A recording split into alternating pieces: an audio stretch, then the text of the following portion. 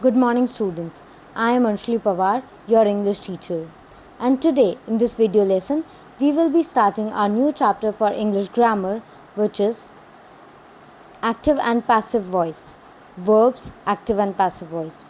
So we are going to study active and passive voice in terms of verbs. First, let's study what it says about the verb. It says a transitive verb, a verb that has an object. So what is a transitive verb? This question you have asked a lot of times. So now I hope you have a very clear answer to it. Transitive verb is a verb that has an object. But that transitive verb has two voices. Now those two voices are active voice and passive voice. When the subject of a verb also performs the action named in the verb is said to be in the active voice. So now here they are saying that if the subject of a verb also performs the action, then the verb is said to be in the active voice.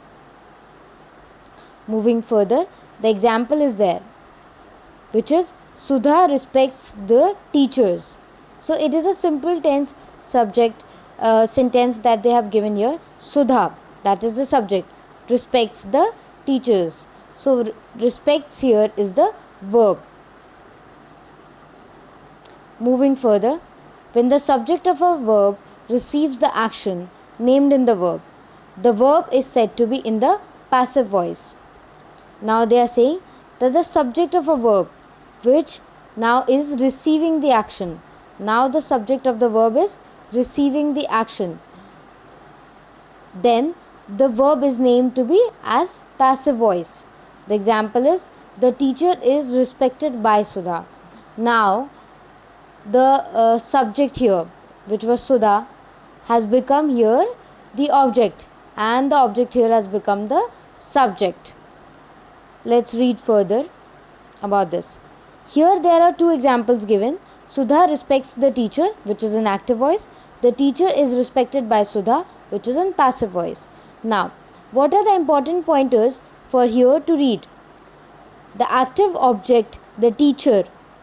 So the active object was here, the teacher, has become the passive now subject. And the active subject has become the passive object. And they have also used by. So now here we are using respected by Sudha. In passive sentences, generally you use by as the word to convert the sentence. And then, most important thing is about the tense. We always use past participle form of verb in the passive voice. Students, please remember these rules. They will help you out to do the conversions of active to passive voice. Now we are reading about personal pronouns in passive construction. How do we use the personal pronouns when we are doing a construction of a sentence in the passive form? What are personal pronouns? Personal pronouns can be as I, we, she, me, her, etc. What is the example for such sentences? I help my friends, which is an active voice. Now, my friends are helped by me. So here you have changed I to me, which is in passive voice now. So when you are changing I to me, that means you are changing the personal pronoun and you are changing I to me. So that is in passive voice. That is how you change the personal pronoun in the passive voice. Now the second point they are saying is the object of a subject may be a long phrase instead of a single word. Here I was just a single word. So you change it to me. But what if the object of the subject is a very long phrase? Then what will you do? Then the sentence in the active voice is written in the passive voice, but the whole phrase will change its position. For example, the wind uprooted large number of trees. It is an active voice. A large number of trees were uprooted by the wind in the passive voice. Now you have used a full sentence or the paragraph. You have used the full sentence by making the use of phrase, which you have used earlier also. Okay, but you have changed the formation also, and you have changed the placement of the words also, but the meaning of them is same.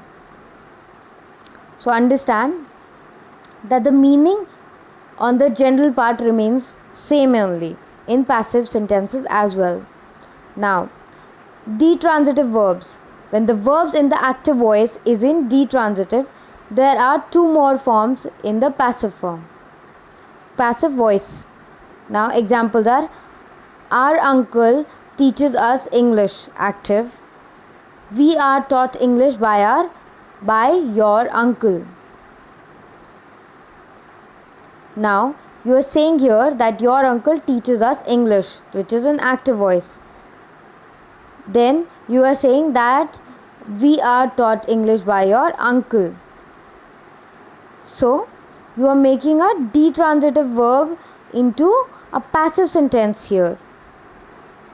And what is a detransitive verb? I hope you understand, because transitive verbs are the one which need objects, but detransitive verbs do not need objects. They do not need objects in them to complete their sense. The object is not required. Now, verbs followed by prepositions. Here you are saying that sometimes the active verbs are followed by prepositions. These prepositions can be retained while changing the active to passive voice. Like, a nurse looks after this little girl, which is an active voice. But in the passive voice you say the girl is looked after by a nurse.